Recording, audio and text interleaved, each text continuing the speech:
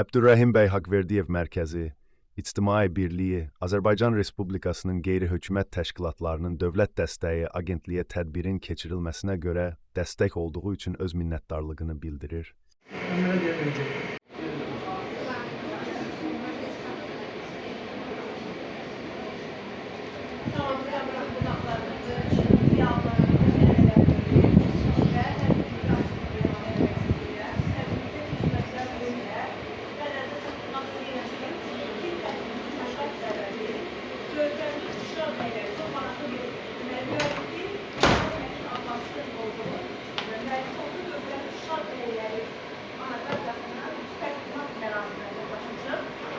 Tədbir Ulu Öndər Heydər Əliyevin və torpaqlarımızın bütövlüyü uğrunda canlarından keçən şəhidlərin xatirəsini bir dəqiqəlik sükutlə yad edilməsi ilə başlanıb.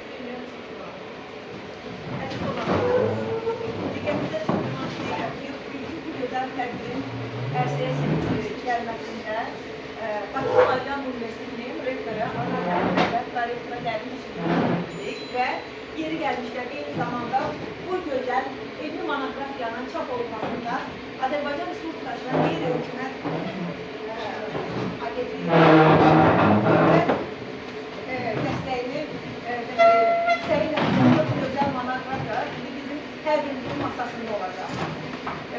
Monografiyada demək nəzərdə çatdırım ki, Eldar Məlik Abbasın uzun zaman araşdırmaların nəticəsində ərsəyə gəlmiş bu gözəl monografiyada bizim həmçinin ictimai siyasi xadimlərimizin çox gözəl fikirləri var. İstərdim ki, həmin fikirləri sizin diqqətinizə çatdıraq.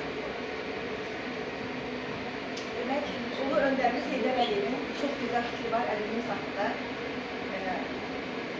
Yeni Azərbaycan ədəbiyyatının ruhunu Nəcəf bəy Vəzirov, Əbdürrəhim bəy Haqverdiyev, Mirzə Ələkbər Sadə, Abbas Səhər olaraq daim mədəni yanlışa və tərəqqiyə səslənmişdir. Əbdürrəhim bəy Haqverdiyev Azərbaycanın ictimai həyatında fəal iştirak etmişlə sosial mədəni quruluş işlərində yorulmadan çalışmışdır. Azərbaycan Respublikasının prezidenti İlham Əliyev.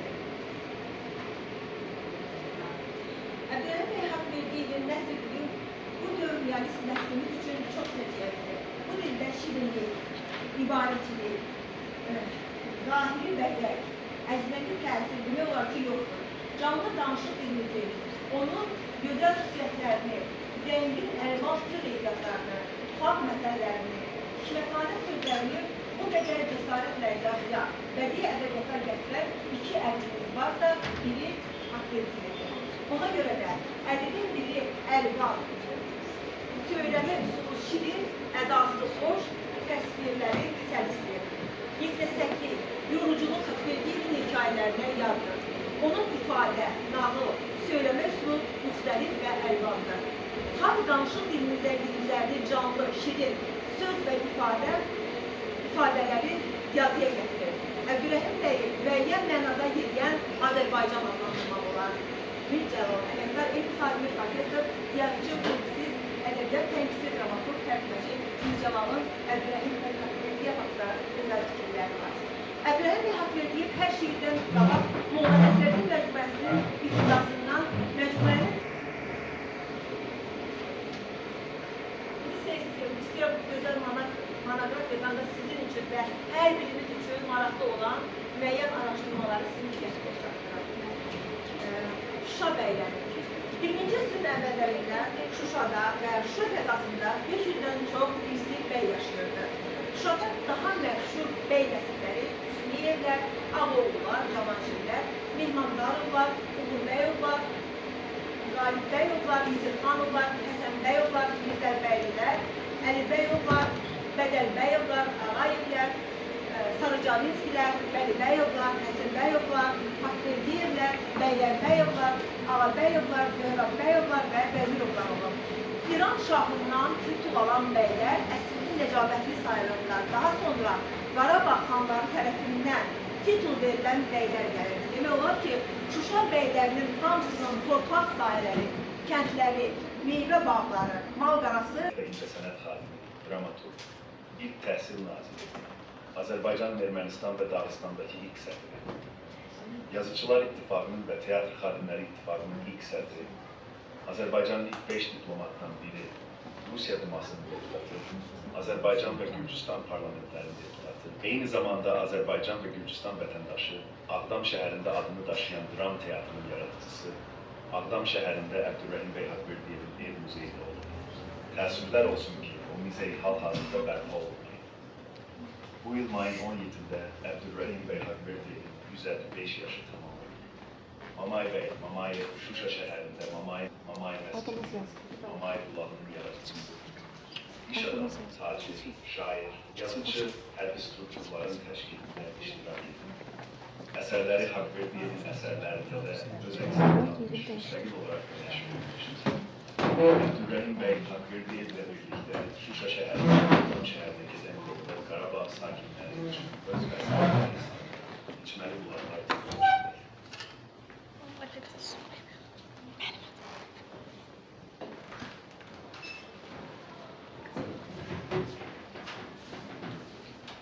Zengezur və Şuşa qəzası haqqında layihənin eksperti, tarix üzrə fəlsəfə doktoru, AMEA Fəlsəfə və Sosiologiya İnstitutu, Qərbi Azərbaycan Məlik Abbasov 4-cü Şuşa sahədə sülh və sakinliyin bərqərar olmasında Mevlüdi Keşiş Tervaxın, Lehbazlı Kərbəlayı Mehdi Hacı Allahverdiyevin, oğlanları ilə birgə Bağırvarlı David Axberçanovun, Əldirəli Həsənqulu bəy Sərməstbəyovun xidmətlərinin olduğunu yazılır. Zəngəzur Qəza rəisinin tapşırığı ilə yerlərdə barışıq komissiyaları yaradılmışdı. Lakin həmin komissiyaların fəaliyyəti Daşnak Tütün Partiyasının məramına zidd idi. Ona görə də komissiya üzvlərinə qarşı terror aksiyaları həyata keçirdilər. Yelizavetpol qubernatoru A. Kalaçovun 24 aprel 1906 ildə Qafqazın canişinə göndərdiyi raporda Daşnak Tütün Partiyasının bu kəndindəki huzlu qatili Birinci qrup Qarabağın yüksək milli mədəniyyətini saxlayan çox sıxlı bəylərdir. Onlar Şuşanın mədəni həyatının inkişafında fəal iştirak edir, öz övladlarını hər vasitə ilə Avropa mədəniyyətindən cəlb etməyə çalışırlar. Soyadlarını qeyd etdiyimiz Şuşa bəyləri bu qrupa aiddir. İkinci qrup bəylər isə Şuşanın mədəni və iqtisadi həyatı ilə az maraqlanırdılar.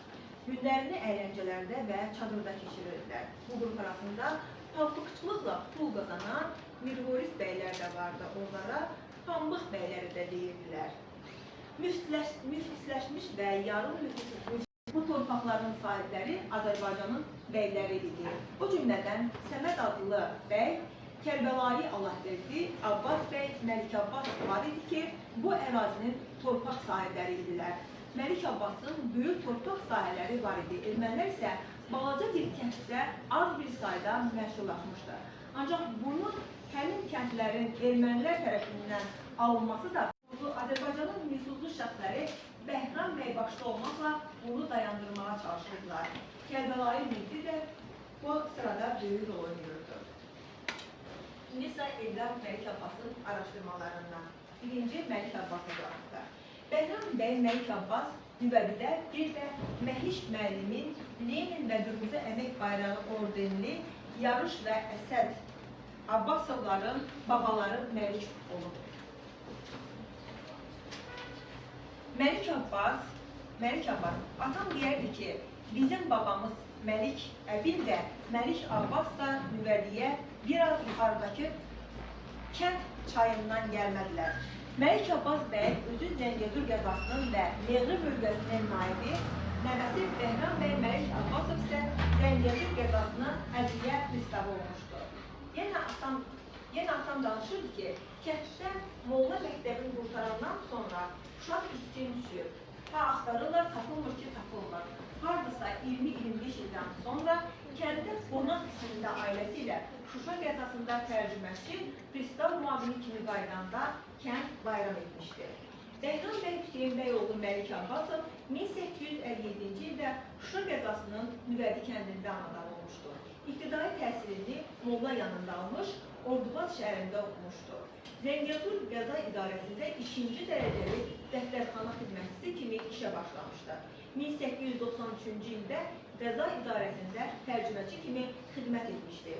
Sonra ədliyyə sahəsində çalışmış və polis pristavı işləmişdi. O, 1919-cu ilin fevralında Cavanşir qəzasının reisi idi. 1919-cu il fevralın 15-də Qarabağın general qubernatoru Xosrov bəyin yanında keçirilən müşavirədə ermənilərin fitnə fəsadlarının qarşısını almaq məsələsinin müzakirəsi zamanı öz çıxışı və təklifləri ilə diqqəti cəlb etmişdi. Behram bəy Məlik Abbasov, Xudadad bəy Rəfibəyli Gəncənin general qubernatoru təyin edildikdən sonra, bu təsadüf edir 1919-cu il 6 maya, 1919-cu ilin iyunundan Gəncə qəzasının reisi vəzifəsində işləmişdi. Behram bəy Qarabağ xanlığının Mehri mahalında tanınmış Məlik Abbasovlar soyundandı. Babası Məlik Abbas bəy bir müddət ibtidai təhsilini Molla yanında almışdı. Əsəd bəy Məlik Abbasov 1906-cı ildə erməni quldurları tərəfindən öldürülmüşdü. Qaynaqlarda yazılır. Nüvədi kəndində yatağında hərəkətsiz uzanmış 100 yaşlı qoca Əsəd bəy Məlik Abbasov süngü ilə deşik-deşik edilmişdi. Əsəd bəyin Hüseyin bəy, Bəhrəm bəy adlı oğlu var. Buzdan həmin zavodlardakı yollar tamamilə bağlanmışdı. Ermənilərin məskun olduqları ərazilərin yolları üzərində qanunsuz erməni silahlı dəstələrinin, Azərbaycanlı icmalarının məskun olduqları rayonları yardımcı olacağını vurğulayır. Məlik Abbasov 4-cü Şuşa sahədə sülh və sakitliyin bərqərar olmasında Merlik Keşiş Per Bahmanın Leblanlı Kərbalay Mehdi Hacı Allahvercioğlu'nun oğlanları ilə birgə qarşı yeni terror aksiyaları həyata keçirirdilər. Yazavitli qubernatoru Kalaçovun 24 aprel 1906-cı ildə kəndindəki muzlu qatili Peto adlı erməninin 3 naməlum ermənilərlə birlikdə barışıq komissiyasının üzvləri Hacıbəy Məlik Şəhmiyyət təmsilçiləri erməni müsəlman davasında ya ermənilərin tərəfini saxlayır, ya da bütün qanunsuzluğuncu ildə Qafqaz canişininə telegram göndərərək Zəngəzur qəzasının rəisi Mitkiyeviçin öz vəzifəsinin öhdəsindən Heyvazlar və Davutlu kəndlərinin köçərlərinə qəfildən hücum etmiş, çobanı yaralamışlar. Müsəlmanlar ordu içərisində qaçaraq Ağadi və Bağudi kəndlərinə sığınmışlar. Köçərlər arandan təhlükəsiz enmək üçün Qaza rəisi Mitkiyeviçə müraciət etmişlər. Mitkiyeviç onları əmin etmişdir ki, yolların təhlükəsizliyini təmin edəcək və təqsirkarlar cəzalandırılacaq. Qaza rəisinə inanan köçərlər yola çıxmış, lakin yenidən ermənilərin hücumuna məruz qalmışlar. Pusquda duran ermənilər iki tərəfdən hücum edərək bu dəfə Eyvazların 50 baş iri buynuzlu heyvanını və 15 qurşununu aparmışdılar. Gəzə rəisinin dövlətinin hakimiyyətini qəbul etməyə və hətta dağılmış 10 erməni kəndinin əhalisi Azərbaycanlı kəndləri ilə birləşməyə hazırdır. Onun verdiyi məlumata görə Qəzada 48 erməni kəndi və 277 Azərbaycanlı kəndi var. Əhalinin nisbəti isə belə edir. 24.607 nəfər erməni və 48.064 nəfər Azərbaycanlı. Onun dediyinə görə son məlumatda Azərbaycanlıların sayının 630.000 nəfər olduğu müəyyən edilmişdir. 1918-ci ildə ermənilərin müsəlman əhaliyə qarşı başladığı soyqırım aksiyalarına Cavanşir Qəza rəisi Behram bəy Məlik Abbasovun mərkəzi hökumətə və Gəncə qubernatoruna etdiyi məruzələrdən öyrənilir. Sərkərdə Qəza rəisi Behram Məlik Abbasovdan 108 nömrəli 24 noyabr 1918-ci il tarixdə telegram. 500 nəfərdən ibarət əskərlərlə dövlətli və bazarkən ermənilərinin Uturlulara basqın edərək ümumi dəyəri 1,2 milyon rubl həcmində taxıllar və bir çox başqa əmlaklarla yüklənmiş 210 öküz və atlarının aparılması barəsində. Ağdərə erməniləri isə qalacıların 83 baş malını qaçırıb apardı. Cavanşir Qəza rəisinin Gəncə qubernatoruna 6 dekabr 1918-ci il tarixli 1200 nömrəli məlumatı. Dekabrın 1-nə keçən gecə ermənilər Qara Pirimli kənd sakini Cümşüd bəy Vəlibəyovun yatağına basqın edərək onun 1350 mühasirəyə alaraq talayıblar. 3 nəfəri öldürürlər, qalanları qaça bilirlər. Yenə dekabrın 2-sində Mayyatan ermənilərinin quldur dəstəsi Sırxavan kəndinə hücum edərək 122 baş buynuzlu malqaranı 48 baş keçini qovub apardılar. Elə həmin kəndin quldur dəstəsi malyataqlı, camyataqlı və kaseptril ermənilərdən daha da gücləndirilmiş tərkibdə 2 dəfə qalacılar kəndinə basqın edərək 101 kasabet ermənilərindən Makarla birisi qətl edilmişdir. Digər bir dəstə 2 dəfə qala Şilan müsəlmanlarının 105 baş malını aparmışdılar. Məhəlli hadisədən incə qayıtmışam. Ermənilər üzlərini nəhayət dərəcədə cəng-güyanə bir surətdə apararaq böyük müşkilat ilə təhdid ediyorlar. Qəti tədbirlər görülür. Qatır Məmmədin quldur dəstəsi Erkəncdədir. Burada erməni bolşeviklərlə birləşərək güc toplamaq istəyirlər. Daha sonra dəstəni zərərsizləşdirmək üçün əlavə qüvvə göndərilməsi xahiş olunur. Auditoriya üçün Azərbaycan, məşhur Azərbaycan yazıcısı Əbdülrəhim bəy Haqverdiyev bu evdə yaşayır. Haqverdiyev Qafqazı sülh şəraitində görmək arzusundaydı. Lakin Ermənistan, Gürcüstan da daxil olmaqla bütün qonşuları ilə müharibəyə başladı. Əbdülrəhim bəy Gürcüstan Milli Şurasının üzvü kimi 1918-ci il dekabrın 19-da Tiflisdə keçirilmiş Milli Şuranın iclasına müraciət edildi. Gürcüstan Milli Şurada çıxışı, vətəndaşlar, parlament üzvləri bu tarixi anda Gürcüstan Respublikasının müsəlman vətəndaşları adından çıxış edir. Böyük Avropa müharibəsi başa çatdı. Biz əmin idik ki, bütün xalqlar, xüsusilə də Qafqaz xalqları yaxşı əlaqələrə malik olacaqlar. Təəssüf ki, qonşu Ermənistan Respublikası müharibə elan edərkən gözlənilənimiz boşa çıxdı. Bu müharibənin heç bir səbəbi yoxdur. Bütün məsələlər Gürcülər və Ermənilər sülh yolu ilə həll edilə bilərdi. Lakin bir erməni siyasi partiyası müharibəyə başladı. Həmin dövrün yüzlərlə sənəd Əbdülrəhim bəyin imzası ilə arxivlərimizdə saxlanılır. Bu sənədlərdən bəziləri erməni banditlərinin yolda diplomatik nümayəndə kimi Haqverdiyevə qarşı soyulmuşluğu haqqındadır. Daşnaq Ermənistanın ikinci baş naziri Armen Simon Murasian öz xatirələrində yazır. Bir gün bizə telegram gəldi ki, Azərbaycanın yeni səfirxanalarda və xəstəxanalarda sığınacaq alan qaçqın, yetim və yaşlı insanların ac qalmalarının qarşısını almaq lazımdır. Lakin erməni banditləri Ermənistan hökumətinin köməyi ilə onları bu imkandan məhrum etdilər və vəziyyətlərini ağırlaşdırdılar. 1930-da ilk səfiri Azərbaycanın və Gürcüstanın vətəndaşı idi. Şuşa qəzetinin baş redaktoru Vasif Quliyev elmi təhqiqat işləri nəticəsində müəyyən edib ki, Əbdülrəhim bəy Haqverdiyevin ad günü düz göstərilir və həqiqi tarix 1869-cu il mayın 44-dəndir. Yaxın zamanda sənədlər təqdim olmalıdır.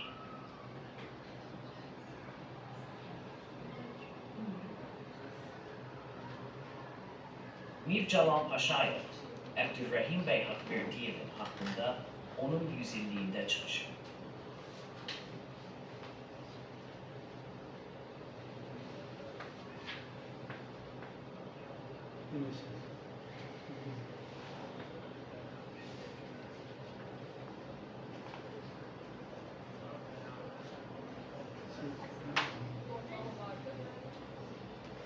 Dinin yaradılması mümkünlüğü barədə hakimiyyət orqanları ilə Əbdülrəhim bəy Haqverdiyevin ailə üzvləri arasında danışıqlar gedir. Lakin Maliyyə Fondunun olmaması səbəbindən Azərbaycan Mədəniyyət Nazirliyi mərkəzə dəstək ola bilmir. Buna baxmayaraq, mərkəz Haqverdiyevin son illər yaşadığı mənzildə el muzeyi qurmaq üçün işləri davam etdirir.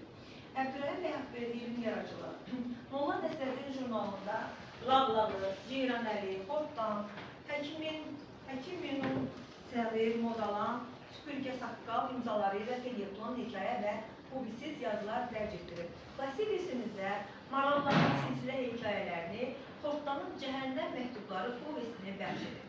Şeyx Şaban, Mirzə Səfər, Qumba, Pir, Çeşmək, qiraət əsərləri nəslimizin incilərindən sayılır. Ədəbiyyat tariximizə, milli teatr ənənələrinə aid dəyərli elmi əsərlərin, nəzəri məqalələrin müəllifidir. Dünya klassiklərindən William Shakespeare'in Hamlet, Friedrich Schiller'in Qaçaqlar, Emil Zola'nın Qazmaçılar, Maria François'un François Voltaire'in Sultan Osman, Hans Christian Andersen'in Bülbül, Maxim Gorki'nin İzergil Qarı hekayə povest və pyeslərini Azərbaycancaya tərcümə edir. Sovet dövrü yaradıcılığı, dramaturgun yaradıcılığının 3-cü mərhələsində qeyd edim ki, birinci dövr pyesləri Sambalma ideya kəsərinə, ikinci dövr faciələri mövzu əlqamalığından, dram və komediyalarının bədii estetik kamilliyinə görə daha bitkindir. Dramaturgun ilk qələm təcrübəsi olan Hacı Daşdəmir məsələsi də əldə yoxdur. Vəzir etiraf etdiyi kimi bu pyes Hacı Qara komediyasının təsiri altında yazılsa da, zəif alınsa da hər halda fakt kimi dəyərlidir. Peterburqda yeyərsən qazetini, görərsən ləzzətini, məsəkəsini, dağılan tifaq faciəsini qələm alır. Şuşada Bəxtsiz Cavan faciəsini və Bakıda Pəri Cavudu dramını tamamlayır. 1927-ci ildə yazılmış köhnə Dudman və Baba yurdunda dialogiyası dramaturgun yaradıcılığında yeni mövzu problematika, yeni ideya, yeni konflikt xarakterlər baxımından əhəmiyyətlidir. Dramaturji fəaliyyətinin son dövründə Əbdülrahim bəy Haqverdiyev müxtəlif həcmli Qırmızı Qarı mürəkkəb dramaturji konfliktlərin əsasını təşkil edir. İflasa uğramış cəmiyyət davranışlarının tənqidi əsasında həyatları faciə axarına düşmüş insan xarakterləri durur. Bunların da bariz nümayəndələri Nəcəf bəy və Süleyman bəy obrazlarıdır. Dövrün ictimai-sosial ədalətsizliyinin, nadanlığının törətdiyi faciələr Bəxtsiz Cavanda dramaturgiyamızda əvvəllər işlənmiş siyasi sujet konflikt əsasında, lakin yeni estetik prinsiplərlə və daha kamil bədii obrazlarla əks olunur. Abdurrahim Bey. Haqverdiyev'in Dəfn Zamanı 1933-cü ildə çəkilmiş qısa metraj film. Mircəfər Bakırov şəxsən özü Dəfn Zamanı iştirak etmişdi. Dəfndə 100 minlərlə insan görmək olar.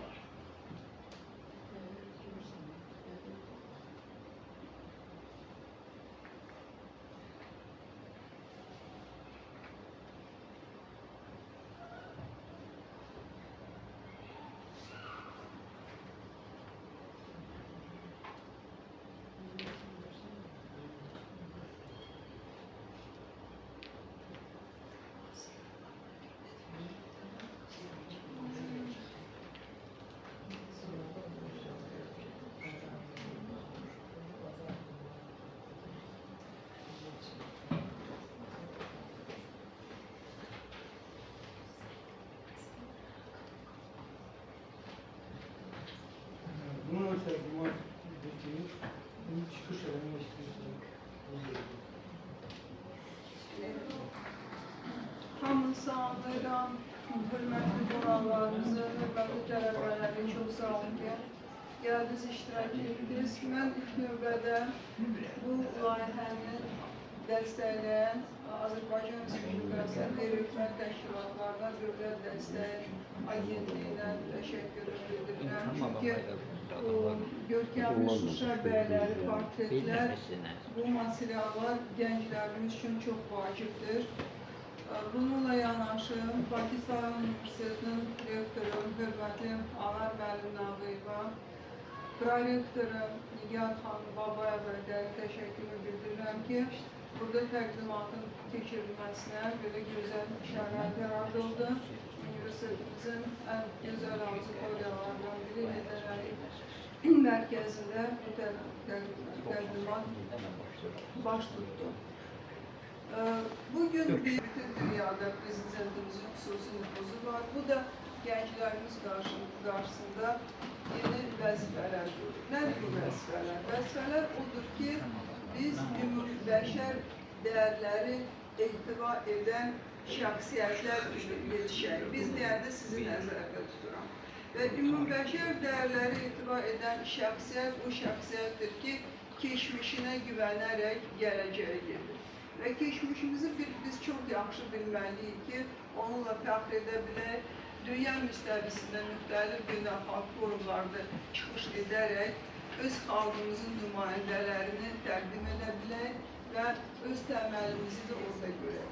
Bu baxımdan bu layihə Şəhərli Şuşa bəyləri və onların portretləri layihəsi çox mühüm rol oynayır. Düz indi texniki problemlər oldu, amma siz burada unikal arxiv kadrlarını gördünüz və Mircəlal Paşayevin Haqverciyevin 100 illiyində çıxışı, Haqverciyevin dəfn mərasimi. Siz gördünüz ki, bir okean insan gəlmişdi Haqverciyevin son mənzilə yola salmaq üçün. Bu deməkdir ki, Abdurrahim bəy ictimai baxımdan çox görkəmli, çox nüfuzlu və təsir edici fikir öndəri olur.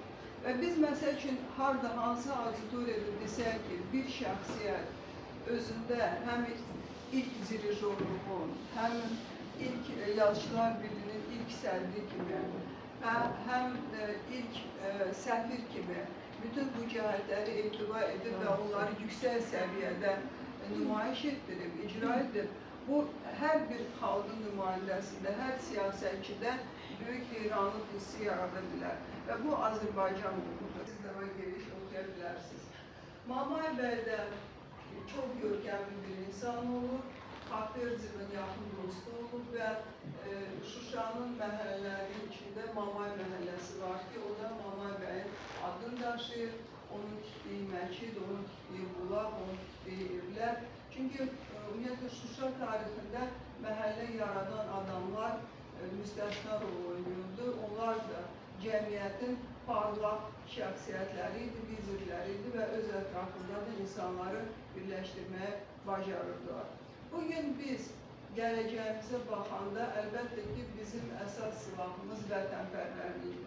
Amma vətənpərvərlik məlumatlı vətənpərvərlik olmalıdır. Biz emosiyadan çıxış etməklə uzağa gedə bilməliyik və məlumatlı vətənpərvər olmaq üçün gənclərimiz bu kimi faktları dərindən öyrənməli, təhlil etməli və beynəlxalq auditoriyalarda da belə faktları söykənərək çıxış etməlidirlər. Bu göstərir ki, Şuşa hər zaman Azərbaycanın olub, Şuşa mədəniyyəti necə geniş və dərin olub və burada biz bunu tək ümumi sözlərlə yox, şəxsiyyətlər haqqında danışmaqla təqdim edə bilərik. Və bilirəm ki, bizim gənclərimiz ingilis dillidir, siz ingilis dilli auditoriyalarda da bu faktları söykənib gözəl məlumatlar verə bilərsiniz və bununla da mən Azərbaycanlıyam deyəndə daha da dərin fəxarət hissi qəlbimizə həkk olunacaq. Yəni, nə demək istəyirəm? Biz öz millətimizlə fəxr etməyi hələ də bacarmırıq. Biz gərək öz mədəni incilərimizi o qədər gözəl bilək ki, bu fəxr hissi ilə dünyaya səs sala bilək. Və məhz bunu o mənfur qonşulardan öyrənmək lazımdır ki, onlar olmayan tarix yaradırlar, olmayan gerçəkliyi. Çox sağ olun.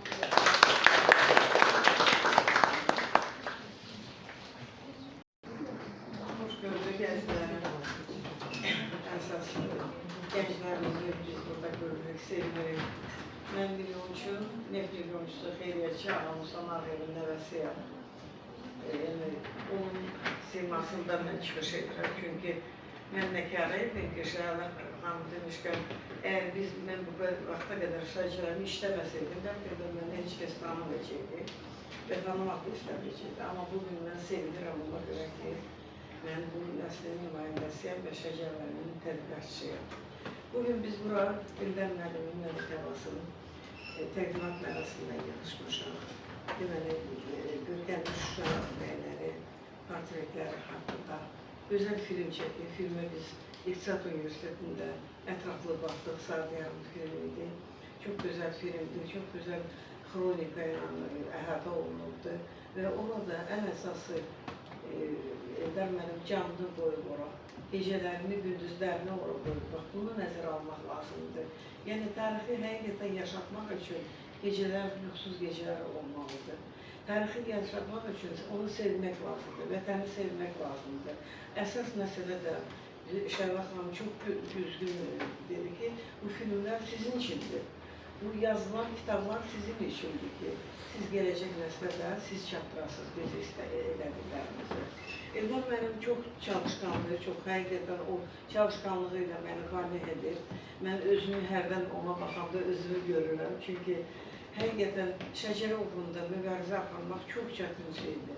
Çox 35 ildir mən bu yoldayım. Ödən mən də zəhv etmirəmsə bir 20 il var bu yoldadır. Və agentliyin dəstəyi ilə, dövlət agentliyin dəstəyi ilə bu illəri bu filmi çəkib. Ən əsas onun məqsədi tutduğu, aldığı nişanı və haqq verdirdi. Babası haqq verdirdi. Əbdürrəhim bəy haqq verdirdi. Və biz hələ uşaqlıqdan mən düzdür Rus məktəbi qurtarmışdım. Ona görə biraz Azərbaycan ədəbiyyatından babamla məşğul olmam, başlamışam məşğul olmağa. Və bu yatını özünü, xəmiri, Əbdürrəhim bəy haqq verdirdi. O xəmiri ilə yoğrulurdu, mayası ilə yoğrulurdu. Dirijor desəniz, Haqverdi birinci yerdə olub. İncəsənət desəniz, Haqverdi birinci yerdə olub. Ədəbiyyat desəniz, Haqverdi birinci yerdə olubdu. Ümumiyyətlə, harada uşaq baletini ilk dəfə o yaradırdı, müəllifi olubdu. Hər yerə baxsaq, müəllifi olubdu, səfirdə olubdu, Yaşlılar Birliyi sədri. Bu balaca iş deyil, indi başqa dövrdür, siz başqa gözəl firavan dövrdə yaşayırsınız. Amma o vaxtda Sovet dövründə, Sovetdən önəmli totalitar rejim dövründə səfir olmaq, Yaşlılar Platının sədri olmaq, bu böyük bir nailiyyətdir.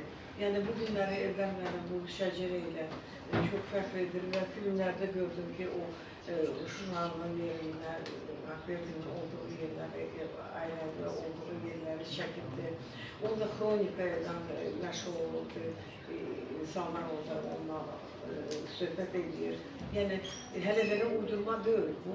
Ən əsası isə bu günlər, bu gözəl keyfiyyətli monografiya üçün mən sizə təşəkkürümü bildirirəm. Mənim bir stolüstü kitabım olacaq. Çünki burada nə istəsəz burada tapmaq olar və bunun ucu ilə, izi ilə gedib başqa işlər görmək olar. Mənim də tövsiyəm odur ki, gənclərimiz ancaq bununla bəhrələnsin, tariximizə nəzər tutansın, tarixi sevmək lazımdır. Sevməsən, yaşada bilməzsən, yaşamasan, yarada bilməzsən. Ona görə mən sizə bunların hamısını arzulayıram və mən özüm haqqında icazə verirsiniz, qısaca məlumat verim ki, 10 kitab müəllifiyəm, bu mənim 10-cu kitabımdır. Musa Nağıyev haqqında 98 bina tikdirib mən babam. Şobar sözünə Azərbaycana, Bakıya o çəkibdi, Qana şəhərdə o çəkibdi. İlk neft emalı zavodları tikdirildi, məktəblər tikdirildi, İqtisad Universiteti və 98 binadan bu günləri 41-də onun nazirliklər və dövlət orqanları fəaliyyət göstərir. Bir şey də qeyd edeyim ki, mənə də Cənab Prezident qəbul edib, mənə dəstək olurdu, Mehriban xanım mənə dəstək olurdu və ən əsası mən tərəqqi medalının daşıyıcısı, bundan böyük bir fəxri adlı ola bilməz mənə. Mən qeyd etmək istəyirəm ki, monografiyada nəzərindən qaçmadı ki, 150 illiyini İlham Əliyev cənabları qeyd eləmək fikrində olub, sərəncam da verilir və əlbəttə ki, bu koronavirus deyilənləri bizə çox maneçilik törətdi. Ondan sonra onun da yollarını tapdıq, onlaynla işlədik, onlaynla iclaslar keçirdik, kitablarımızın təqdimatını keçirdik və amma ən əsası o qeyd edilmişdi və onun haqqında Əbdürrəhim bəy Haqverdi haqqında çox gözəl fikir irəli sürmüşdü. Yəni, dövlət tarixi həqiqətən izləyir, amma mən tövsiyəm gənclərə o deməkdir ki, tariximizi sevin, tariximizi genişləndirin, uydurma, o qonşular uydurma tarixi yaradırlar. Biz isə olduğu tarixi gənclərimizə çatdırmağa çalışmalıyıq. Təşəkkür edirəm. Mənim kitabı istəyərdim Şahlar Universitetinin kitabxanasına verim. Şahlar xanım, sizə etibar edirəm. Bunları yazılmışam, bunları mütləq Sərgətin çəkdiyin kitabxanasına. Təşəkkür edirəm.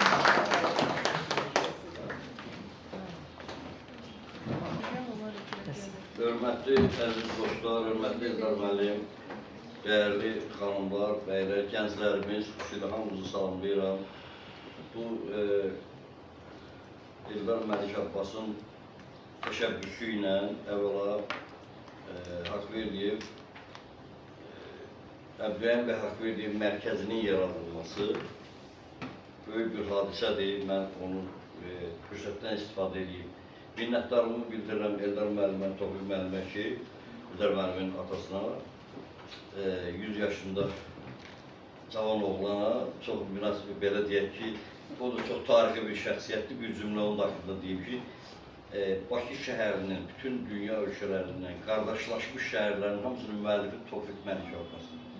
25 il Bakı şəhər icra hakimiyyətində beynəlxalq şöbənin müdiri işləyib. Tofiq mənim də nəhəng adamdır. Ona görə də onun ocağından da gələn, Əbdülrəhim bəy Haqverdiyev ocağından gələn, o cümlədən Məlik Abbaslar ocağından gələn və Mamayev bəylərin ocağından gələn insanlar belə olmalı. Həm də ki, zəngin mənəviyyat, zəngin dünya və informasiya, milli vətənpərvərlik və s. bunlar hamısı o ocaqdan gəlir. Birinci o təşkilatı yaratdığına görə Eldar müəllimə minnətdarımı bildirirəm. İkinci, təbii ki, bu layihəyə görə və bu layihəyə görkəmli Şuşa bəyləri, portretlər, dövlət dəstəyi agentliyinə minnətdarımı bildirirəm ki, qeyri-hökumət təşkilatlarının bu cür layihələrinə dəstək verir və bununla da çox böyük maarifçilik işləri var. Baxın, biz 30 il mənfur qonşularımız bizi, torpaqlarımızı işğal altında saxlayıblar. Həm gündəlikdə, məktəb gündəliyində, həm nə bilim universitetdə filan da, baxın, bu auditoriyanın özündə indi bilənlər bilir ki, mən Bakı Slavyan Universiteti ilə 23 ildir biz əməkdaşlıq edirik. 2002-ci ildə hörmətli akademik Kemal Abdullah'ın mənə təşəkkür məktubu var. 2002-ci ildə. Niyə? Çünki 5 tələbə gəlmişdi regionşünaslar bizim beynəlxalq diaspora mərkəzinə. Mən onların yeni metodologiya ilə ölkə regionşünaslar idi. Onların məruzələrini BİP-nin biznes mərkəzində içəri şəhərdə. O belə diaspora nümayəndələri, ictimaiyyət nümayəndələri toplaşdılar. Onlar hər biri öz ölkəsi ilə əlaqədar 5 dəqiqə məruz edildi. Çox məşhur bir hadisə. O da Kemal Abdullah mənə çağırmışdı, hörmətli akademikimiz. Mənə çağırmışdı, deməli, yekun iclasa, universitetin yekun iclasa mənə söz vermişdi, o metodologiya haqqında danışır. Mənə təşəkkür məktubu var, mən onu arxivdə saxlayıram. Sözüm ondan irəli gəlir ki, biz bugün 22 universitetlə 30 ilə yaxındır ki, əməkdaşlıq edirik. Məqsədimiz də bax budur.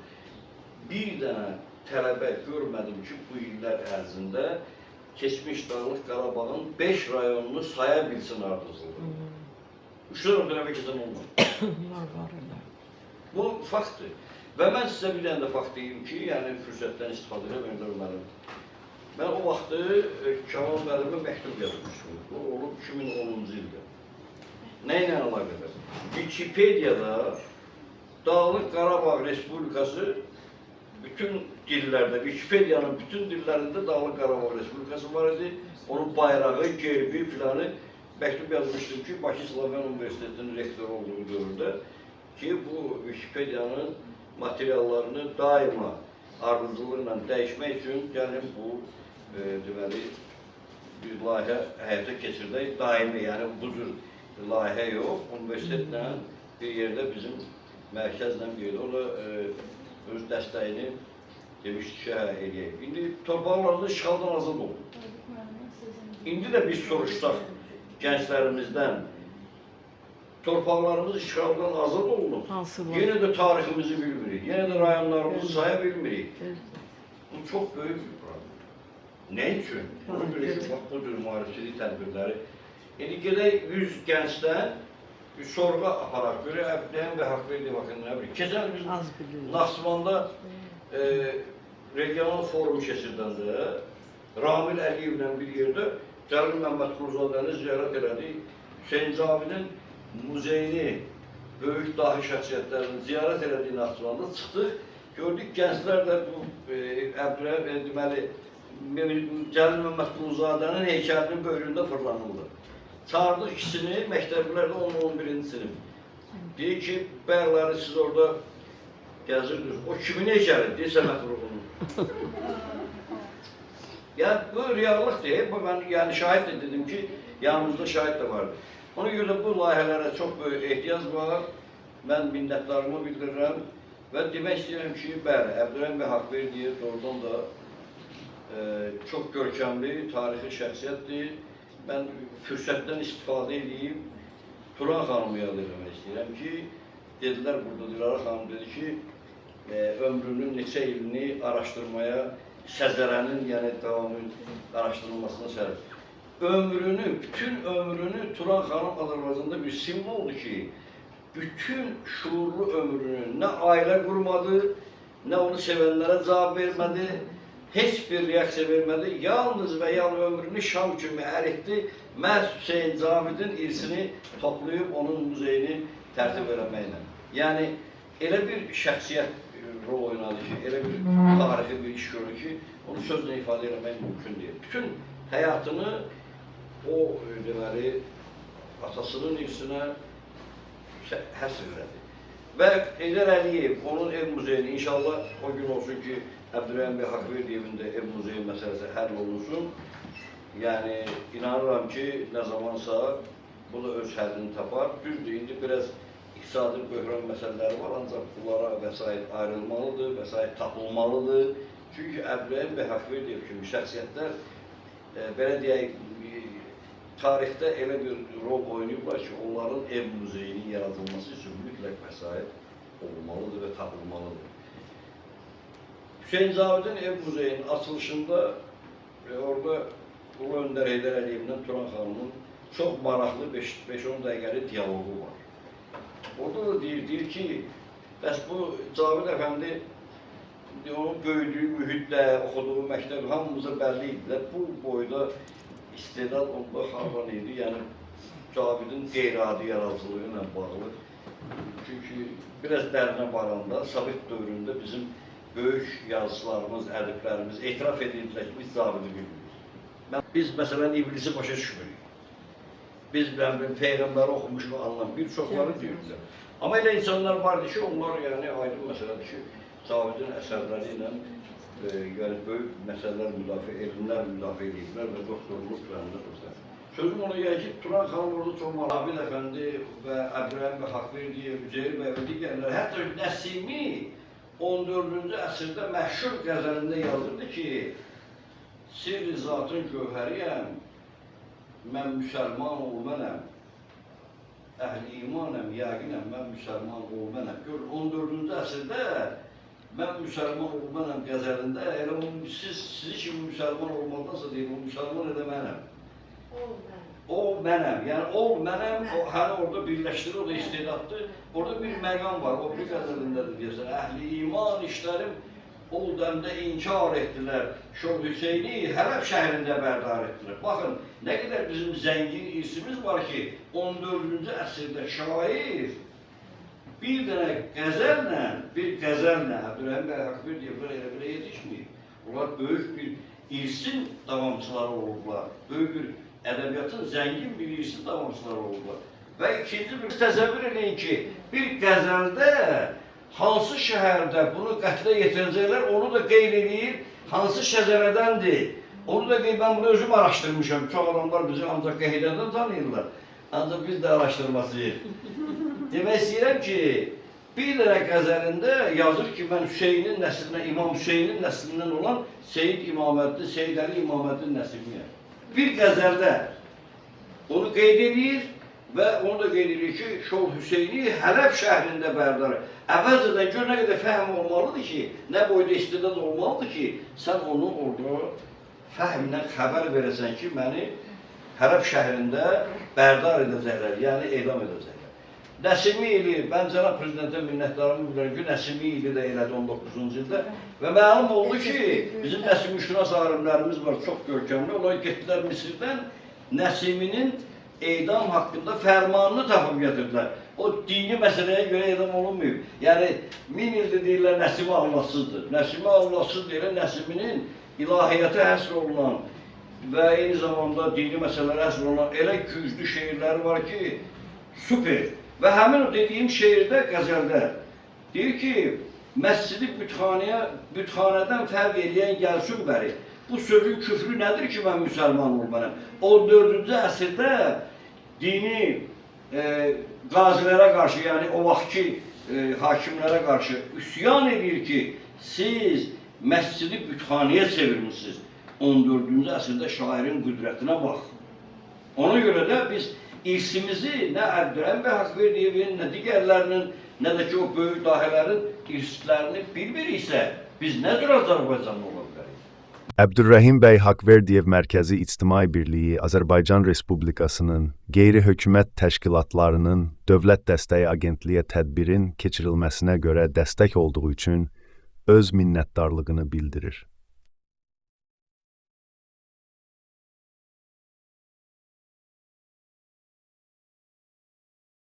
Yeni Azərbaycan ədəbiyyatının ruhunu Nəcəf bəy Vəzirov, Əbdürrəhim bəy Haqverdiyev, Mirzə Ələkbər Sabir, Üzeyir bəy Hacıbəyov, Cəlil Məmməd Quluzadə, Abdullah Şaiq, Əhməd Cavad, Hüseyn Cavid və başqalarının irsindən daha yaxşı başa düşürük.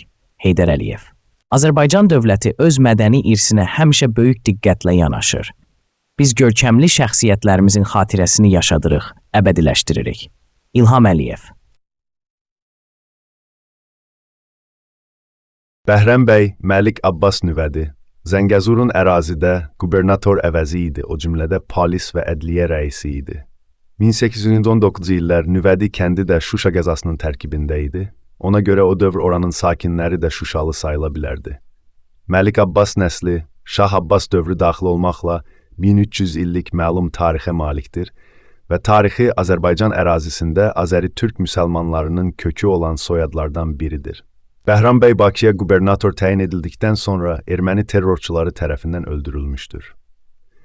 Əbdürrəhim bəy Haqverdiyev, dövlət, mədəniyyət və incəsənət xadimi, dramaturq, ilk təhsil naziri, Azərbaycanın Ermənistan və Dağıstandakı ilk səfiri, Yazıçılar İttifaqının və Teatr Xadimləri İttifaqının ilk sədri, Azərbaycanın ilk 5 diplomatdan biri, Rusiya Dumasının deputatı, Azərbaycan və Gürcüstan parlamentlərinin deputatı, eyni zamanda Azərbaycan və Gürcüstan vətəndaşı, Ağdam şəhərində adını daşıyan dram teatrının yaradıcısı, Ağdam şəhərində Əbdürrəhim bəy Haqverdiyevin ev muzeyi də olub.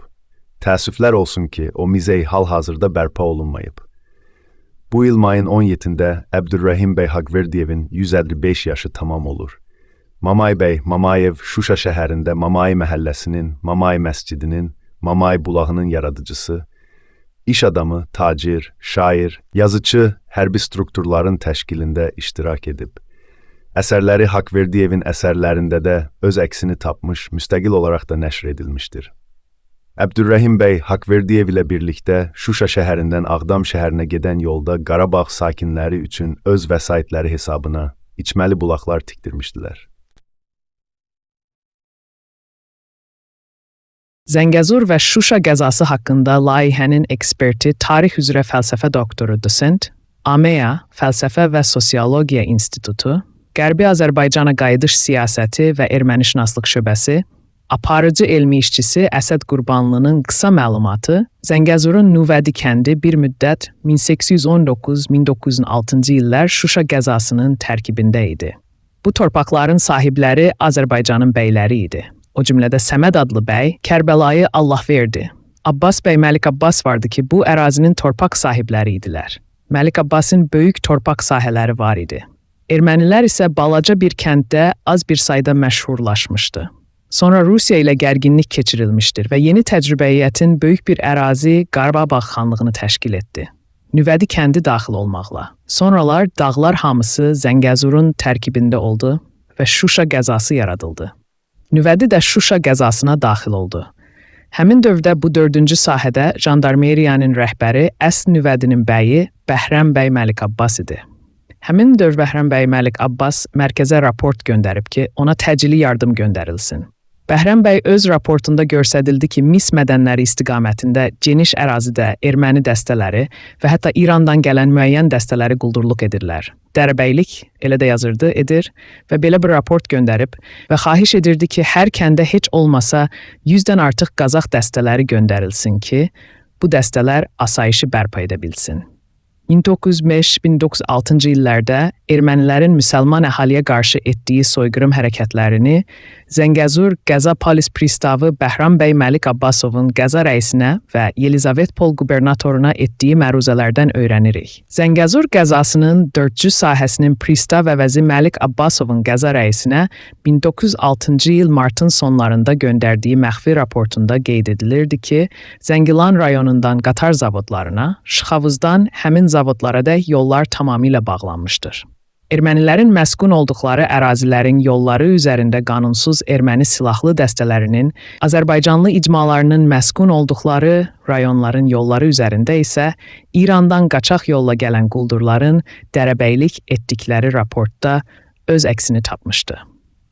Məlik Abbasov, Qəza rəisindən erməni quldurlarının cəmləşdiyi Şıxavuz və Qaragöl kəndlərindən hər hansı birinə 100 Kazak əskərinin göndərilməsinin bölgədə quldurluğun qarşısının alınmasına yardımcı olacağını vurğulayır. Məlik Abbasov 4-cü Şuşa sahədə sülh və sakitliyin bərqərar olmasında Meyrili Keşiş Tervahanın, Lehvazlı Kərbəlayı Mehdi Hacı Allahverdi oğlunun, oğlanları ilə birgə Vağrivarlı David Axberçanovun, Əldərəli Həsənqulu bəy Sərməstbəyovun xidmətlərinin olduğunu yazırdı. Atçik Siyegbir. Zəngəzur Qəza rəisinin tapşırığı ilə yerlərdə barışıq komissiyaları yaradılmışdı. Lakin həmin komissiyaların fəaliyyəti Daşnakstyum partiyasının məramına zidd idi. Ona görə də komissiya üzvlərinə qarşı terror aksiyaları həyata keçirirdilər. Yelizavetpol qubernatoru A. Kalaçovun 24 aprel 1906-cı ildə Qafqazın canişinə göndərdiyi raportda Daşnakstyum partiyasının B kəndindəki muzlu qatili Peto adlı erməninin 3 naməlum ermənilərlə birlikdə barışıq komissiyasının üzvləri Hacı bəy Məlik Şəfiyevin və Molla Hacımir Əbdüləzim oğlunu qətlə yetirdikdən sonra həmin kəndə gizləndikləri qeyd edilmişdi. Arta F. Bugün Bəhram bəy haqqında danışacağım. Onun kökləri uzaq 1300 il bundan qabaq dövrdə bəllidir və kitablarda öz əksini Dizaklar cərgəsində tapmışdır. Əsəd bəyin nəhəng saylarda minlərlə mal qarası. Bəhram bəy 2 illik Rus dili məktəbi bitirmişdi. Rus dilini çox yaxşı bilirdi. Ona görə də biznesə çox tez qoşuldu. O, atasının fəaliyyətini davam etdirirdi. Yəni, söhbət Zəngəzurdakı mis və qızıl yataqlarından gedir. Elizavetpol quberniyasının rəhbərliyi bu ərazini Bəhram bəyə vermişdi. İndiki zamanda da o zonada qazıntı və mədən işləri hələ də davam edilir. O zaman dünyada tanınmış varlılardan biri Fransa prezidenti Charles de Gaulle'un atası Henri de Gaulle da Bəhram bəy haqqında eşidərək onun ilə görüşüb və yataqların inkişafına kömək etmək məqsədi ilə Bəhram bəy ilə müqavilə bağlamışdı.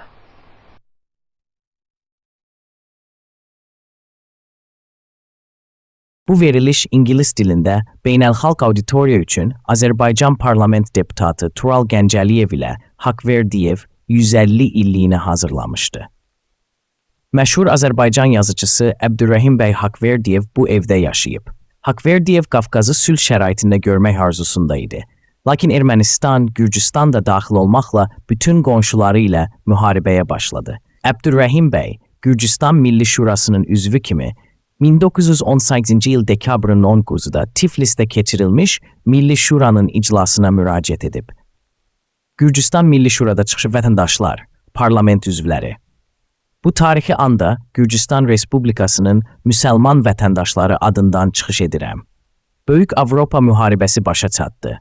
Biz əmin idik ki, bütün xalqlar, xüsusilə də Qafqaz xalqları yaxşı əlaqələrə malik olacaqlar. Təəssüf ki, qonşu Ermənistan Respublikası müharibə elan edərkən gözlənlərimiz boşa çıxdı. Bu müharibənin heç bir səbəbi yox idi. Bütün məsələlər Gürcülər və ermənilər sülh yolu ilə həll edilə bilərdi. Lakin bir erməni siyasi partiyası müharibəyə başladı. Həmin dövrün yüzlərlə sənəd Əbdürrəhim bəyin imzası ilə arxivlərimizdə saxlanılır. Bu sənədlərdən bəziləri erməni banditlərinin yolda diplomatik nümayəndə kimi Haqverdiyevə qarşı soyğunçuluğu haqqındadır. Daşnak Ermənistanın keçmiş baş naziri Armen Simon Brasyan öz xatirələrində yazır. Bir gün bizə telegram gəldi ki, Azərbaycanın yeni səfirinin Əbdürrəhim bəy Haqverdiyev çoxlu pul ilə İrəvana eyni qatarla gedir. Müdafiə naziri Rubenlə birlikdə dərhal müvafiq tədbirlər gördük. Martın 8-i səhər Lori ətrafındakı neytral zonada silahlı gənclərdən ibarət bir qrup qatarı saxlayıb 2000 rubl Haqverdiyevdən ələ keçirildi. Haqverdiyev 2001-ci ildə Beyrutda erməni dilində nəşr etdirdiyi xatirələrində ona qarşı törədilən cinayətini təsvir etmişdir. Daha sonra soyğunçuluğun iştirakçıları pulu Daşnaksutyum Partiyasının mərkəzi komitəsinə verməkdən imtina edib və mərkəzi komitə dəstənin rəhbərlərini qətlə yetirilməsi barədə qərar qəbul edib. Bu qətlərdən sonra məsələ bağlanmışdı. Bu, erməni cinayətkarları tərəfindən törədilən adi qarət deyildi. Əbdürrəhim bəyin daşıdığı pullar təkcə diplomatik missiyanın ehtiyaclarını ödəmək demək deyildi. Həm də erməni silahlı dəstələrinin hücumları nəticəsində yetimxanalarda və xəstəxanalarda sığınacaq alan qaçqın, yetim və yaşlı insanların ac qalmalarının qarşısını almaq lazım idi. Lakin erməni banditləri Ermənistan hökumətinin köməyi ilə onları bu imkandan məhrum etdilər və vəziyyətlərini ağırlaşdırdılar. 1933-cü il dekabrın 12-də Əbdürrəhim bəy Haqverdiyev Fəxri Xiyabanda bastırılmışdı. Yoxlayın bütün qatarı. Yoxlayın, hamısına baxın bir-bir.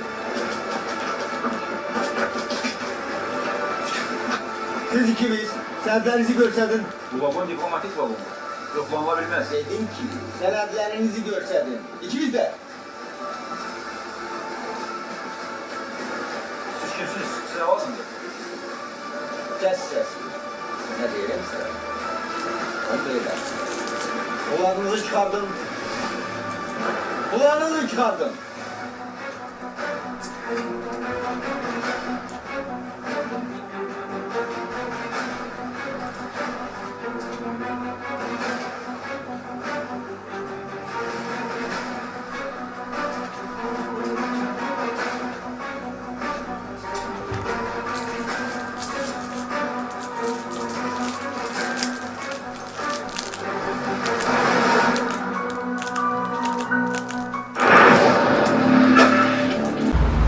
Ben bu işlere düz 50'den artık ki vaxt sərf edirəm, yəni konkret desək 53 ildir mən Şuşanın tarixi ilə, onun getirdiyi şəxsiyyətlərinə, həyatı fəaliyyəti ilə məşğul olmam.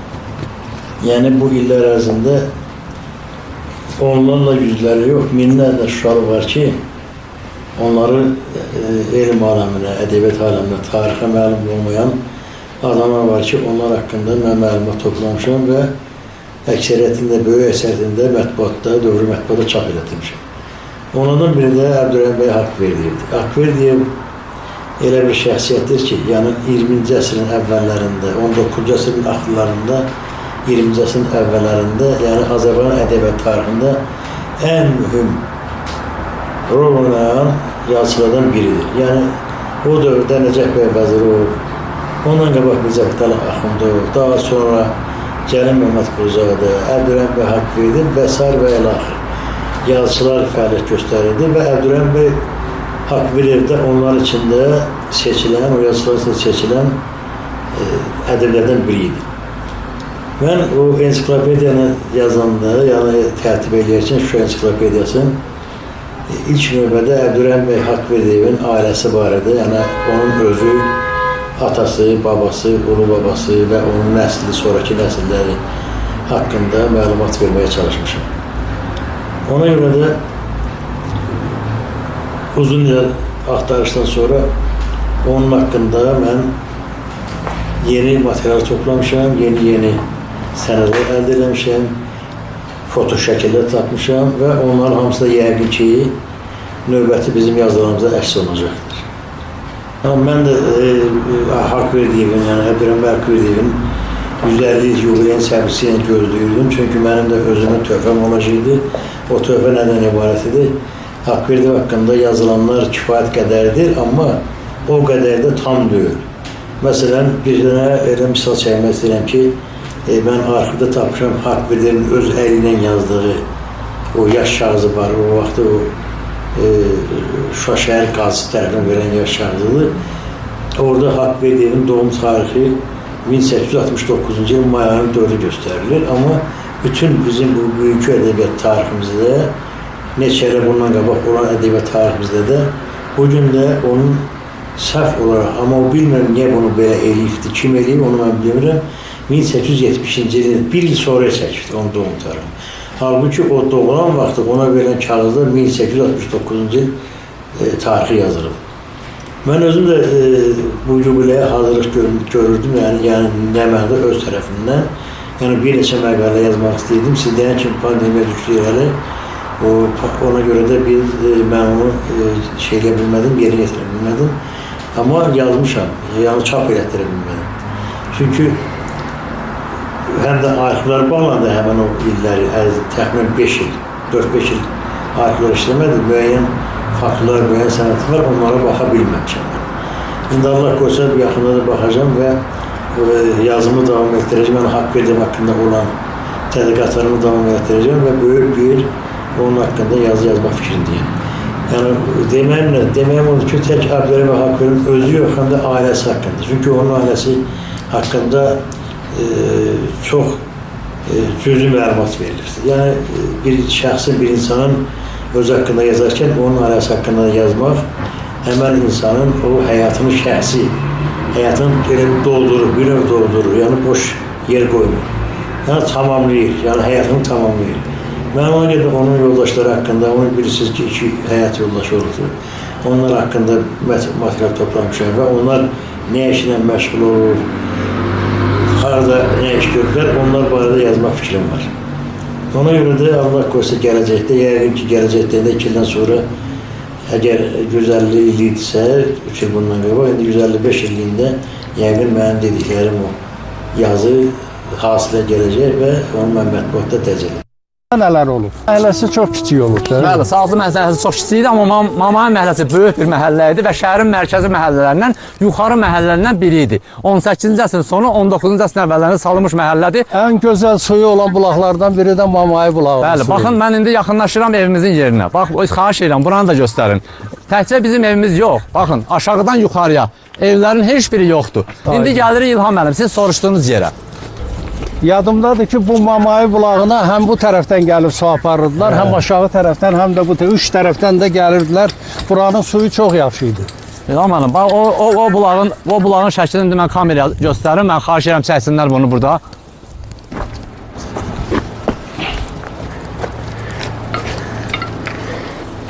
Bax, eyni ilə həmin bulaqdır. Sadəcə olaraq hasar alıbdır ya, bulaq görsənmir. Bulağın üstündəki yazıları görürsünüz.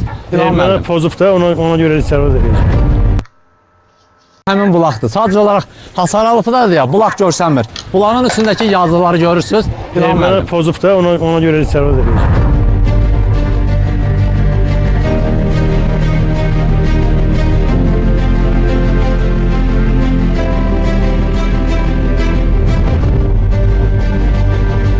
Bu üzü yuxarı Mamay məhəlləsidir, Mamay məhəlləsidir. Hələ davam eləyir, hə? Hələ davam eləyir.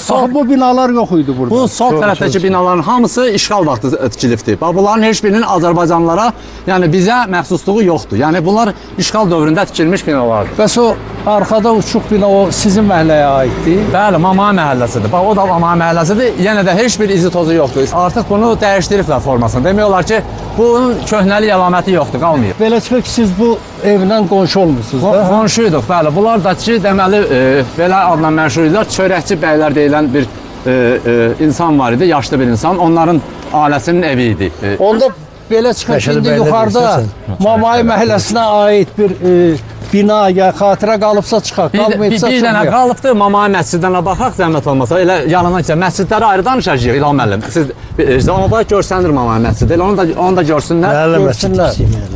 Onu alaq, amma sonra o tarixdən saatlı məscididir, budur. Hamısından ayrıca danışacağıq. Eyni ilə bayaq mən göstərdiyim bu evin 2 əsrlik sənədləridir. Baxın, xahiş edirəm. 1887-ci ildə tikilmiş evdir.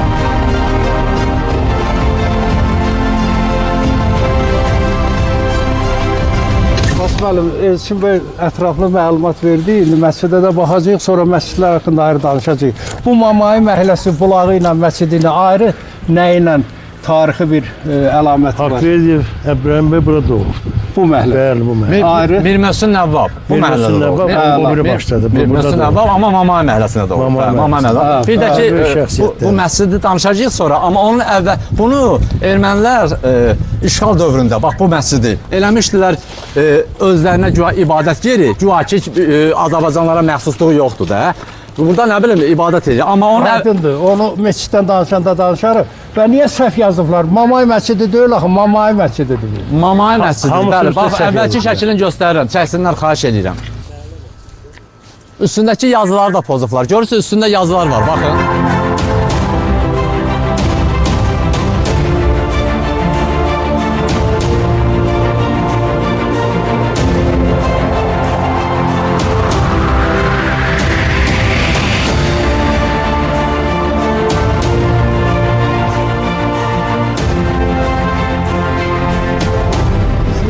Mamay bulağının yanındayıq. İnşallah burada o bərpa işləri qutarandan sonra Qala şəhərinin bulaqlarına xüsusi veriliş həsr eləyəcəyik. Bax, bu Mamay bulağı elə yerdə yerləşir ki, bu məhəllənin demək olar 3 yol ayrıcıdır. Sol tərəf, arxa tərəf, indi buradan da sağa dönürük. Hələ bir qədər də Mamay məhəlləsinin davamı var burada. Yuxarıda da bir qədər var, İlham müəllim. Bəli, bəli. Mamay məhəlləsi uzanır yuxarıya. Bəli, bəli, danışığınızda siz dediniz ki, hələ xeyli gedir, çünki orada heç nə qalmayıb deyim, biz oranı çəkmədik.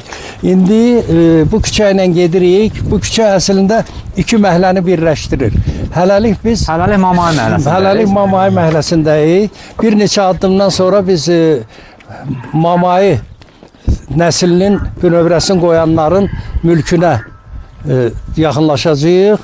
Bu mülkdə vaxtilə Əbdürrəhim Haqverdiyev də yaşayıb. Ümumiyyətlə bu məhəllədən soyadını götürən Mamayevlər teatr aləmində, kino aləmində çox böyük simalar yetişdiriblər. Vasif müəllim, onlar haqqında biraz məlumat verərsiniz. İlham müəllim, bir məsələ, Mamay məhəlləsinin adını çəkirik, amma Mamay bəyin mülkü hanı, Vasif müəllim? Bax, göstərin. Görün Mamay bəyin mülkü dururmu? Bax, ən maraqlıcadır. İzi də yoxdur. Baxın, sağ tərəfə, xahiş edirəm. Yoxdur, durmur. 3 mərtəbəli böyük bir 18-ci əsrdə, sonra 19-cu əsrin əvvəlində tikilmiş mülkdür. Mamay məhəlləsini salan məhz Mamay bəy olub elə. Elə bulağı da öz evinin önündə. Bulaq da onun adınadır, küçə də onun adınadır. Amma baxın sağ tərəfə, heç nə yoxdur, heç nə. Elçin bəy dedi, təəssüflər olsun ki, o böyük mülk dağılıb. Ancaq bu mülkdə Mamayevlər nəslinə mənsubdur. Əbdürrəhim bəy Haqverdiyev Mamayevin bahisçisi oldu. Ümumiyyətlə burada da böyük incəsənət adamları olubdur. O barədə məlumat verir. Məmə bəyin özü düzdür, tacir olubdur, amma həm də 19-cu əsrin məşhur şairlərindən biri olubdur. Nəvvabın mənsinin aparıcı üzvlərindəndir. Onun da övladları, qardaş uşaqları, yəni öz familiyasını daşıyıb Mamayevlər. Sonradan elə Sovet dövründə biz özümüz də görmüşük onların bəzi nümayəndələri. Məsələn, Əşrəf Mamayev rejissorudur. Xosrov Mamayev olur, Şuşa teatrında. Bəli, sonra Ağdam teatrında rejissoru, aktyoru. Zeyir bəyin öz iştirakını Leyli Mənşini qoyub. Yəni bu bina, bu məhəllə o şəxsiyyətləri İlham müəllim, həmin stil, baxın, bax bu qapıdan bəlkə mən dəfələrlə keçmişəm. Bax bu qapıdan, bu çox 3 mərtəbəli, hündür bir 2 əsrdən çox yaşı olan bir bina. Baxın, nə 3-cü mərtəbəsi qalıbdır, nə 2-ci mərtəbəsi. Bu da darvazası idi. Bilirsiniz, bayaq dedim, çoxun üstədir 18-ci əsr, amma bunlar 19-cu əsrdir. 18 deyil. İndi buradan demək lazımdır o səhvlərdə. Məsələn, orada bayaq o məscidin adını da Mamay məscidi yazırlar. Mamay məscidi. Mamay məscidi. Mamay Nəvvabın evi bu tərəfdə. Bu dalan da hələlik Mamay məhəlləsidir. Artıq çatdıq Xoca Mircanlıya. Xoca Mircanlı. Sən olubdur, böyük bir nəsildən bir Məhsün Nəvvab.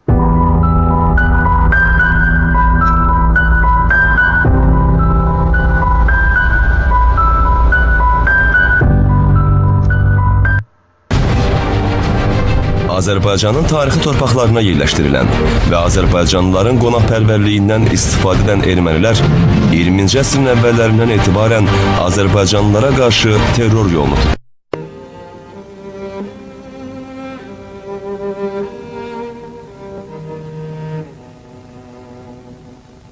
Əbdürrəhim bəy Haqverdiyev 3 faciəni yazsaydı belə, yenə də Azərbaycan klassik yazıçıları pleyadasında ən parlaq yerlərdən birini tutmuş olardı. Professor Mikail Rəfili.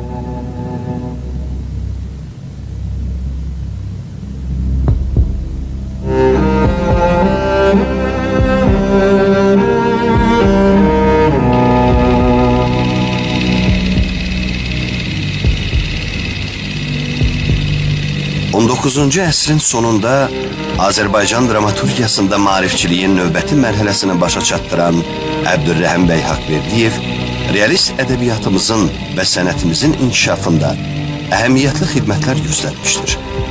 O öz xalqının və başqa ölkələrin tarixinə yaxşı bələd olan alimidir. Klassik ədəbiyyatımızın görkəmli nümayəndələrindən biri olan ədib, teatr tarixi sənətində yeni səhifələr açmışdır.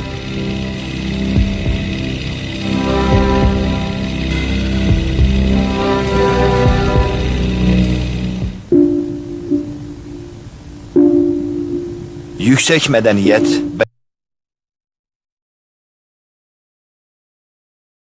Əbdürrəhim bəy Əsədbəyoğlu Haqverdiyev 17 may 1870, 12 dekabr 1933, Baku. Azərbaycanın yazıcısı, dramaturq, pedaqoq, ədəbiyyatşünas, teatr və ictimai xadim, klassik Azərbaycan ədəbiyyatının korifeyi. 1928-ci ildə Azərbaycan SSR-nin ilk əməkdar incəsənət xadimi olmuşdur. Rus Dumasına Azərbaycandan ilk 5 diplomatlardan biri seçilmiştir. Azərbaycanlıların Gürcüstan parlamentdə deputatı seçilmişdir. Leyli və Məcnun operasının premyerasında birinci dirijoru, Teatr Şurasının təsisçisi və ilk sədri, Yazıçılar Birliyinin ilk sədri, Azərbaycanın ilk təhsil naziri, məşhur Molla Nəsrəddin jurnalın baş redaktorlardan biri, Azərbaycan Respublikasının Ermənistanda və Dağıstanda ilk səfiri, Azərbaycanın və Gürcüstanın vətəndaşı idi. Şuşa, qəzetinin baş redaktoru Vasif Quliyev elmi təhqiqat işləri nəticəsində müəyyən edib ki, Əbdürrəhim bəy Haqverdiyevin ad günü düz göstərilmir və həqiqi tarix 1869-cu il mayın 4-dədir. Yaxın zamanda sənədlər təqdim olmalıdır. Əbdürrəhim bəy Haqverdiyev 1870-ci il mayın 17-də Azərbaycanın Şuşa şəhəri yaxınlığında olan Tuq kəndində anadan olmuşdur. Təhsilini 1880-ci ildə Şuşada Yusif bəyin müvəqqəti yay məktəbində, sonra Şuşa Reallı məktəbində almışdır. 1881-1890 Tiflis Reallı məktəbini bitirmişdir və Peterburg Yol Mühəndisləri İnstitutunda təhsil almışdır. 1899. Tələbəlik dövrü universitetin Şərq fakültəsinin dinləyicisi olmuşdur. O dövrdə yeyərsən qaz ətini, görərsən ləzzətini, 13-cü ildə Dağılan Tifaq, 1896-cı ildə əsərlərini yazmışdır. Dağılan Tifaq isə 1899-cu ildə Peterburgda nəşr edilmişdir. Ali təhsil alıb Şuşaya qayıtmış, burada tamaşalarını təşkil etmişdir. 1902-1903-cü illərdə Bakıda onun rəhbərliyi ilə şərq konsertləri verilmişdir. 1902-1903-cü illərdə burada ilk hekayələrini ata və oğul ayın şahidliyi yazıb İki Hekayət adı ilə çap etdirmişdir. 1905-ci il inqilabından sonra Rusiya Dövlət Dumasına Gəncə quberniyasından nümayəndə seçilmiş, Peterburqa getmişdir. Burada dövlət kitabxanasında yeni əsərinə Ağa Məhəmməd Şah Qaçar materiallar toplamış, İrana Mazandaran vilayətinə səyahət etmişdir 1907-ci ildə. Leyli və Məcnun operası 1908-ci il yanvarın 12-də tamaşa qoyulduğu zaman ilk Azərbaycan dirijoru kimi xor və orkestr ilə tamaşanı idarə etmişdir. Nicat cəmiyyətində və Kür-Xəzər gəmiçiliyi idarəsində işlədiyi dövrdə Zaqafqaziyanı, Dağıstanı, Orta Asiyanı və Volqadonu səyahət etmiş, Ceyranəli, Xortdan, Lağlağı, Mozalan, Süpürgə Saqqal və s. imzalarla Molla Nəsrəddin jurnalında hekayələr və felyetonlar çap etdirmişdir. 1910-cu ildə Həştərxanda yaşadığı müddətdə şəhərin mədəni ictimai həyatında ciddi çalışmışdır. 1911-1915-ci illərdə Ağdama köçüb orada yaşamışdır. 1916-1917-ci illərdə Tiflisdə Şəhərlər İttifaqının Qafqaz şöbəsinin Xəbərləri adlı aylıq məlumat jurnu müdiri olmuş, 1917-ci il Tiflis İcra Komitəsinə və onun Mərkəzi Şurasına üzv seçilmişdir. Həmin ilin martında Borçalı qəzasına müvəkkil təyin olunmuşdur. Bunlardan başqa ədib Shakespeare'in Hamlet, Schiller'in Qaçaqlar, Voltaire'in Sultan Osman və sair əsərlərini də tərcümə etmişdir. Yoldaşlar, xatirəsində toplandığımız Əbdürrəhim bəy Haqverdiyevin mən lap həyatının son illərində şəxsən görmüşdüm və tanış olmuşdum. Uca adamıydı o, görkəmli siması vardı, Avropa qaydasında giyinərdi, bütün məclislərdə həmişə gec gələrdi və görünməməyə çalışardı. Bizim Axundov ənənəsindən ki danışırlar, Müzəffət Əli Axundov, o ənənənin bir xüsusiyyəti də o idi ki, həmişə xalq arasında, cəmaat arasında, mədəniyyət aləmində çox iş görərdilər onlar, ancaq onu az hesab eləyərdilər və ondan danışmağa utanardılar. Bilirsiniz ki, ömrünün son günlərinə qədər o universitetdə müəllim idi. Ədəbiyyatdan dərs deyərdi. Dərslərində də həmişə realist ədəbiyyata, mütərəqqi ədəbiyyata, Axundov realizm məktəbinə sədaqətini və bu məktəbin böyük gələcəyi olduğunu deyib təbliğ eləyərdi. Ancaq mən ümumiyyətlə Haqverdiyevdən yox, onun bir sənətkar kimi bir xüsusiyyətini demək istəyirəm. Bilirsiniz ki, Haqverdiyev dramaturgiya fəaliyyətindən başqa, sənət aləmindəki fəaliyyətindən başqa ən güclü tərəflərindən biri onun hekayəçiliyi idi. Mən deyərdim, 20-ci əsrdə bizdə ən güclü hekayəçilərdən biri idi o. Doğrudur, hekayə bizdə olub, Axundov da yazıb. Haqverdiyevin yaşıdları Mirzə Cəlil, Süleyman Sani Axundov və başqaları yazıblar. Ancaq Haqverdiyevin bu sahədə fəaliyyəti xüsusilə ayrılırdı. Əvvəla hekayənin o yeni formalarını yaratmışdı.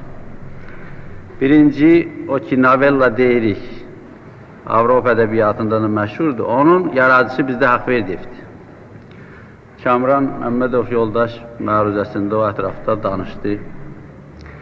Onun novellaları oxucuların əzbəri, nağıl kimi ağızdan ağıza deyilirdi.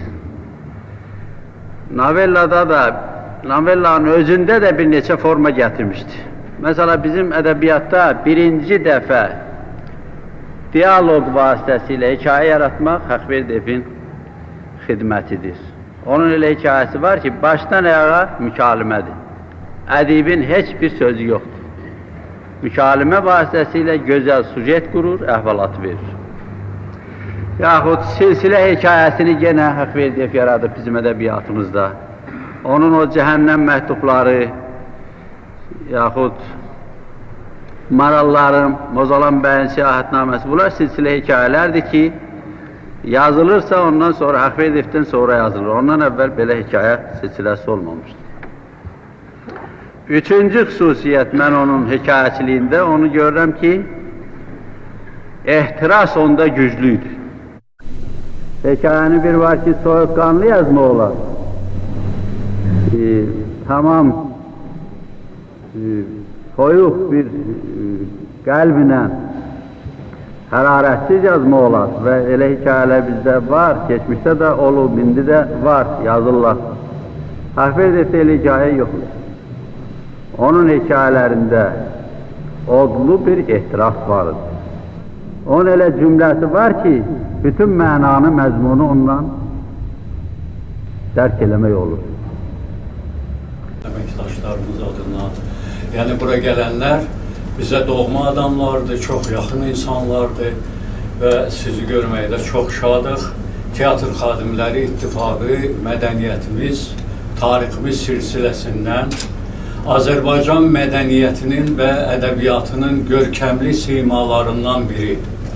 Ədəbiyyatımızın tarixinə böyük dramaturg, Ustad Nasir kimi düşmüş bütün ömrü ve yaradıcılığı boyu sonsuz məhəbbətlə sevdiği doğma xalqına, ana yurduna xidmət edən və eyni zamanda fədakar, vətənpərvər bir sənətkar kimi öz xalqını, millətini azad, xoşbəxt və mədəni görmək istəyən Əbdürrəhim bəy Haqverdiyevə həsr olunmuş bu tədbirlə, bu görüşlə sizlərin görüşünə gəlmişik. Bildiyiniz kimi 2020-ci il Əbdürrəhim bəy Haqverdiyevin 150 illik yubiley ili idi. Və bu möhtərəm deməli tarixlə əlaqədar olaraq möhtərəm prezidentimiz Cənab İlham Əliyevin sərəncamı var və bizim bugünkü bu tədbirimiz də, görüşümüz də elə bu sərəncamdan irəli gəlir. Bugün bizim çox hörmətli qonaqlarımız var və mən istəyirəm sizlərin icazəsi ilə onları bura dəvət edeyim. İlk növbədə Bakı Dövlət Universitetinin Televiziya və Radio Jurnalistika Fakültəsinin müdiri, elmlər doktoru, hörmətli Allahverdi müəllimi bura dəvət eləmək istəyirəm sizin alqışlarınız. Zəhmət olun. Xoş gəlmişsiniz Allahverdi müəllim. Sizi görməyə çox şadıq. Buyurun, əyləşin.